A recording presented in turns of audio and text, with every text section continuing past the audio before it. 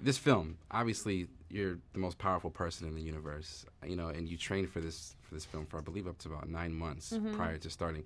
It's pretty unheard of for an actor to do that. How much did that help you in your character to be stronger, and did you feel like being physically stronger actually helped you on set? It helped me so much on set. I mean, it helped me with stamina just because it was long hours and a lot that was asked of me every day. And you know, you think about, okay, I just got to get through this fight sequence that we're going to do all day for 12 hours, but you forget, like, how sore and painful it feels the next day. Yes. So to have a body that's conditioned and resilient in those moments was really important. It also just helped me mentally. I felt like I was able to sit in discomfort in a way that I hadn't previously. So being in things like harnesses, things that make you feel like you can't breathe or uncomfortable, I was able to kind of hit a very chill spot with that. And it's like important even right now. It's important to me, at least, to be able to talk about it and to say it's not just a concept or a hypothetical that a woman can be strong. It's not that it takes a CGI team in order to make a woman strong. Like, I am actually strong. Yeah, for sure. And speaking of that strength, you know, I know when we go through things in life, we don't always recognize our own strengths probably in the moment. But you have people like Sam Jackson or your friends who are kind of like telling you, hey, you know, you're stronger than you think you are. In what ways do having people like that in your corner, kind of speaking those words of encouragement, help in the overall success of who you are as a person on and off the screen? That's a very good point. It's a huge part of it, especially the friends that you don't even have to reach out to ask for it. They just like sense and send you that text message or that voicemail or whatever that's like exactly what you needed in that moment.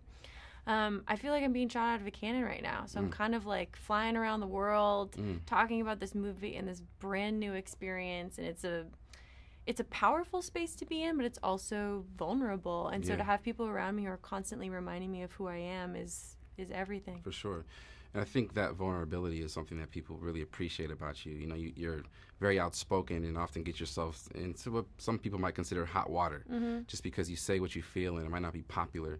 One thing in particular was that, you know, you would like to see more people, I don't want to say of color, but a more diverse pool of journalists speaking to you. Do you think that you've seen that change happen since you first made those statements? And what does it feel like? Yeah, I do. In particular on this press tour, I totally feel the difference. I mean, the difference is also like in how I'm structuring my time, and that I'm spending more time in my press days than I did previously to make sure all the voices are being heard in the room.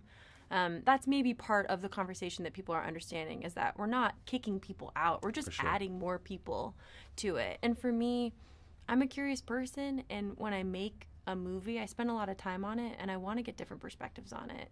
It makes days like this, where I'm talking to a different person every 5 minutes, way more interesting, because I'm not being asked the same questions over and over again. You have people from all over the world who have different life experiences, different things that they're gravitating towards. It makes you feel like the work you're doing is more complex and complete. Absolutely. I love that. So well said.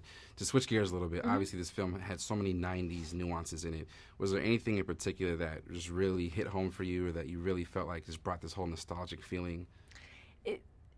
It was the blockbuster, just because it's like a physical set that I got to stand in, and they took so much care to make sure that every VHS that was on those walls was period accurate, and the candy selection was period accurate, and like the soda selection was period accurate. So it was very trippy to walk into that space and go like, oh man, I miss this. For sure.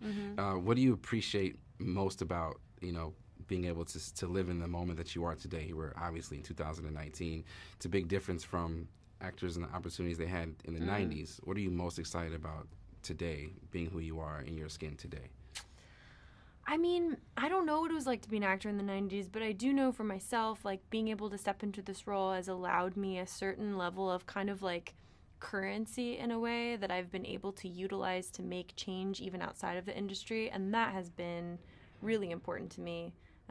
To be able to like walk the walk, to not just talk about it, that's been like a new level of growth for me in the last couple of years, that it's not always about what I say, it's about what I do.